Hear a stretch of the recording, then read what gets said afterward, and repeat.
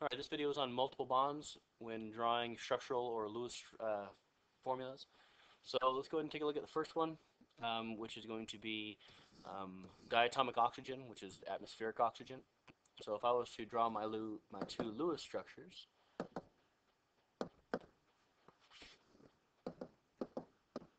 so there's my two oxygens. Okay, you'll notice that because they each have 6 valence electrons, I can't just form a single bond right here.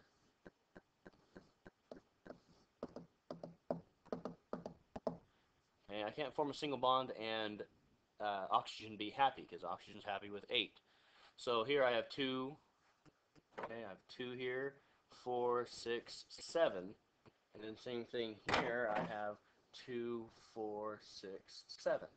So what will happen is a double covalent bond will form when these two singles come together as well, and you'll end up with an oxygen, a double bond, and then your two pairs of unshared electrons.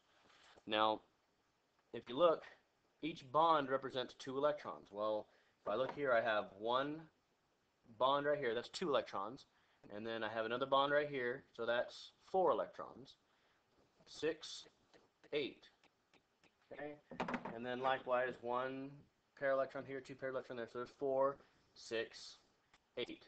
Okay, so think about it. A single bond pair is going to share 1 pair of electrons. A double bond is going to have 2 pairs or 4 electrons being shared. Okay, so let's go ahead and take a look at another example. We'll look at carbon dioxide, another atmospheric component.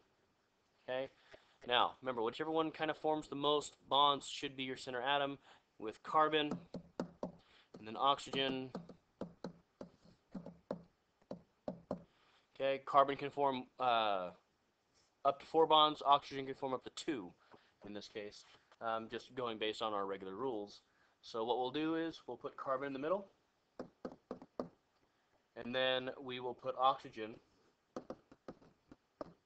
on one side, and then put oxygen down here. Let's go ahead and make it this way. Okay. Again, what will happen is if I just have 1 pair here and 1 pair here, then not only is the oxygen only going to have 7 electrons, but the carbon's only going to have 6, because it have 2 in each bond, so that'd be 4 plus 5 and 6. But that's not what needs to happen. Obviously, we're going to need to form a multiple bond. And so what will occur is this bond between this electron, this solo electron right here, and this single electron right there, they'll form a bond, as will, unfortunately I did this incorrectly, but we'll redraw it, this connection will occur. Okay? So when I redraw it, I should have carbon, a double bond with oxygen, and then another double bond with oxygen there. Now if I count up my electrons for each atom, okay, there's 2, 4, 6, 8 for oxygen, 2, 4, 6, 8 for oxygen, and then 2, 4, 6, 8 for carbon. Okay, so everybody's happy. Now normally when this is written, okay, Lewis structures can be written in a variety of different ways, but often how you'd see carbon dioxide is more like this. Okay, representing kind of a straight line molecule. But I'm not really paying too much attention to your shape, is to your proper Lewis drawing. In this case, make sure everybody has all 8 electrons and be happy is a good start. All right, so let's go ahead and move on from a double bond, and let's go to a triple bond, which obviously if a double bond is sharing 4 electrons, because there's 2 bonds, then a triple bond would form or would share 6 electrons, because it would be 3 lines. So let's go ahead and take a look at the biggest atmospheric component, which is diatomic nitrogen. So if I draw nitrogen,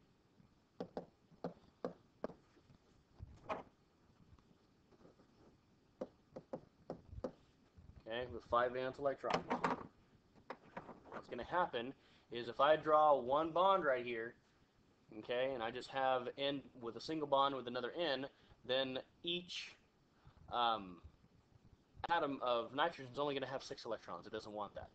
So it'll form another bond with another single electron, and in that case, now I have each atom has 7 electrons, which still isn't 8.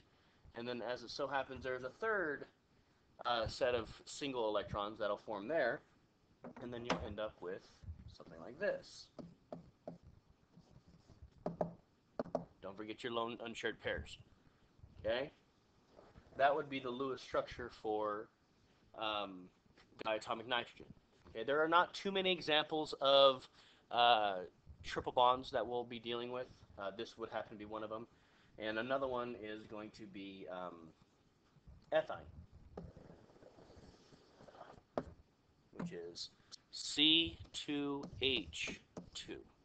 So obviously I have 2 of each atom, and since carbon forms more bonds than hydrogen, and carbon is going to be forming a carbon-carbon bond. Okay, oops, let's go ahead and draw our Lewis structures first. Oops, let's get rid of that random dot right there. Okay, there we go. So if I was, so I know this is going to happen. I know there's going to be a carbon-carbon bond because this needs to. I have too many single electrons here to ignore, and they need to have some fulfillment of their octet. And these 2 lone electron hydrogen electrons, they're not going to be able to make carbon that happy. So let's go ahead and take a look. Carbon, carbon, okay, and this is going to look very similar to our diatomic nitrogen example. This, we know we're going to have 1 here, okay. Now, we could have a little bit of, a little tricky going on if we put both hydrogens, like over here, right? But like I said, this is, in many cases, kind of a trial and error process. If I did this, that means this would be happy, and I have 2, 4, and then 7. I could form a bond right here, and this carbon would be happy, but this one would not be. Okay, that would only have 6 electrons, versus that carbon have 8, and the hydrogens have their 2. In order for this to work, everybody has to be happy. So you kind of have to move things around as needed to try to figure things out. Well, hopefully it would bring you to the idea that each carbon must have 1 hydrogen attached to it. Well, if I did that, that means I'd have those electrons left on the carbons, which they would bond together, okay, and we would have what we call a carbon-carbon triple bond, H, H. And now looking at this, carbon has 2, 4, 6, 8 electrons. Hydrogen has 2 electrons, which is exactly what it wants. This carbon right here has 2, 4, 6, 8 electrons. And this hydrogen over here has 2, which means everybody's happy. Everybody has met their octet or duet rule.